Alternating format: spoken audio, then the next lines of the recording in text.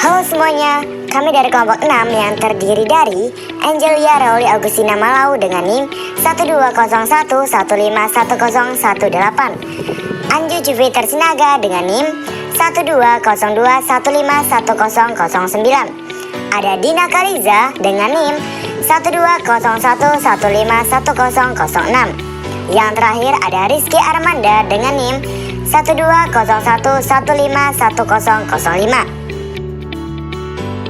Yang dimana kami akan memberikan informasi terkait rancangan program yang telah kami buat untuk pendidikan anak tunadaksa. Sebelum itu, kami akan menjelaskan latar belakang bagaimana kami dapat membuat rancangan program tersebut. Pada mini riset yang kelompok kami lakukan pada hari Senin, tanggal 15 Mei 2023 di SLB Negeri 1 Binjai, yang dimana kami mewawancarai guru anak berkebutuhan khusus pada anak tunadaksa yang bernama Ibu Rida Yulia. Berdasarkan hasil wawancara yang telah kami lakukan pada guru tunadaksa tersebut, dapat dilihat bahwasannya program yang dijalankan untuk pendidikan anak tunadaksa dilaksanakan dengan baik sesuai dengan prosedur yang ada di SLB Negeri 1 Binjai. Namun, kami juga mendapatkan beberapa temuan ataupun permasalahan yang terjadi pada pendidikan anak berkebutuhan khusus anak tunadaksa, yaitu pertama, fisik. Masalah fisik yang terjadi pada anak tunadaksa dapat berupa kelumpuhan anggota gerak atas, bawah, atau pada otot-otot penegak tulang punggung yang bisa terjadi sebagian atau keseluruhan. Kedua, psikis. Ditinjau dari aspek psikologi, anak tunadaksa cenderung merasa apatis, malu, rendah diri, sensitif, dan kadang-kadang pula muncul sikap egois terhadap lingkungannya yang disebabkan oleh perkembangan dan pembentukan pribadi yang kurang didukung oleh lingkungan sekitar. Yang ketiga, sosial. Reaksi masyarakat terhadap kelainan ATD sangat bervariasi. Pada umumnya, lebih banyak yang cenderung berendah dan negatif. Reaksi masyarakat yang negatif ini sudah tentu dipengaruhi oleh pandangan mereka atau bagaimana mereka menilai ATD. Selanjutnya, pada rekayasa ide, kami memberikan beberapa solusi terkait permasalahan tersebut. Solusi dan pembahasan permasalahan pertama dengan menggunakan tema kondisi fisik anak tunadaksa berupa terapi okupasi dan fisioterapi. Terapi okupasi terdapat berbagai bentuk perawatan seperti membantu anak tunadaksa melakukan kegiatan sehari-hari seperti belajar, bermain, menulis, makan, dan memakai pakaian sendiri. Selanjutnya, fisioterapi yang melibatkan latihan dan edukasi untuk mengembalikan fungsi dan gerak tubuh penyandang disabilitas yang terganggu akibat penyakit maupun cedera. Selanjutnya, solusi dan pembahasan permasalahan kedua dengan menggunakan tema gangguan psikis anak tunadaksa berupa: pertama, latih anak untuk percaya diri. Biasakan anak sejak kecil untuk mengajak berbaur dengan orang lain, bisa di tengah keluarga maupun di tempat umum. Kedua, ciptakan hubungan baik antara anak dan orang tua. Hubungan baik antara anak tunadaksa dan orang tua sangatlah penting dalam hal ini. Terakhir, solusi dan pembahasan permasalahan ketiga dengan menggunakan tema dampak sosial anak tunadaksa berupa: pertama, berikan kepercayaan anak. Latih anak untuk mengambil keputusan mengenai hidupnya dan dukung keputusan yang dilakukan anak.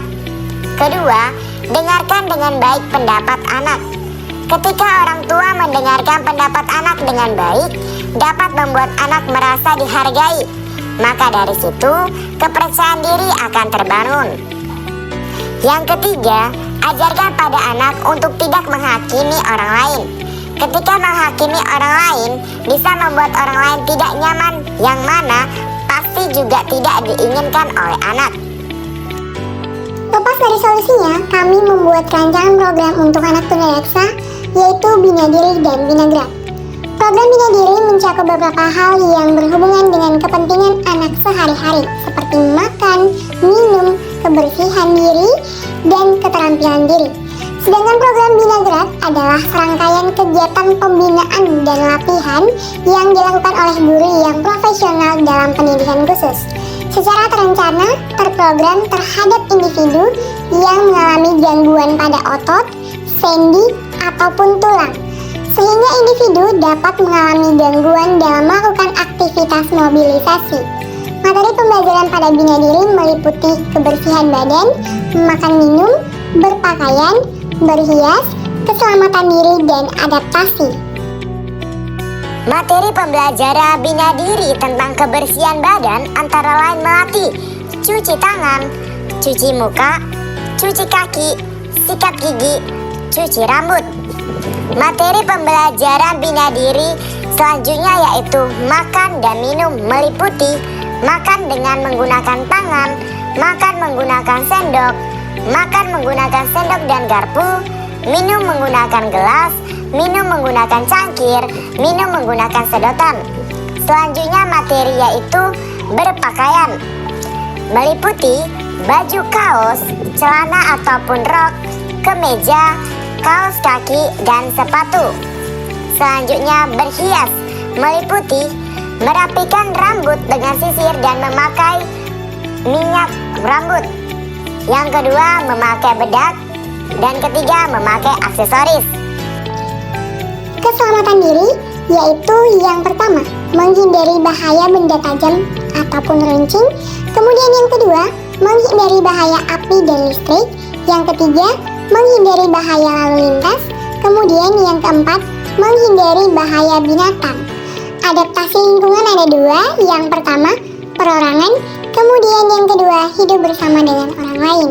Dalam melaksanakan pembelajaran ranah keterampilan, perlu memperhatikan hal-hal sebagai berikut: tahap persepsi, tahap kesiangan, tahap sambutan, tahap tindakan mekanis, tahap sambutan yang kompleks, tahap variasi, dan tahap originasi. Selanjutnya program pada Bina Gerak yang bertujuan untuk memperbaiki dan mengembangkan fungsi gerak pada anak, atau untuk memberikan bekal dan kemampuan gerak yang dapat mengantarkan anak mampu bergerak untuk berpartisipasi dan bersosialisasi dengan lingkungannya. Materi pada Bina Gerak yaitu penguatan otot yang lemah, pelemasan otot yang kaku, mempertahankan kekuatan otot dan mencegah atrofi otot, memperbaiki gerak pada persendian, menanamkan keterampilan lokomotor, menanamkan keterampilan non-lokomotor, memperbaiki koordinasi gerak tubuh.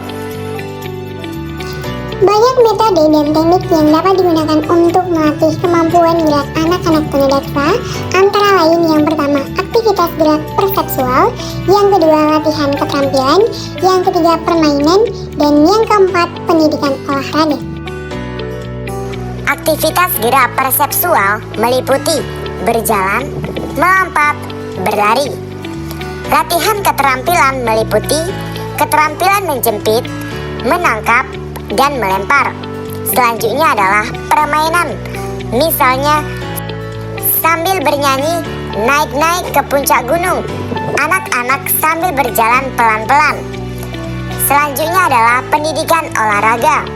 Pendidikan olahraga merupakan salah satu pendekatan yang dapat untuk mengembangkan kemampuan gerak individu, baik gerak lokomotor, non-lokomotor, koordinasi gerak, penguatan otot, pelemasan otot, mempertahankan kekuatan otot, melatih gerak sendi, dan lain sebagainya. Demikianlah presentasi yang dapat kami sampaikan. Kiranya jikalau ada salah kata dalam pengucapan kami, mohon dimaafkan. Materi yang kami sampaikan ini dapat bermanfaat bagi kami sebagai kelompok peneliti dan juga teman-teman lainnya sebagai penonton. Sekian dan terima kasih, sampai jumpa.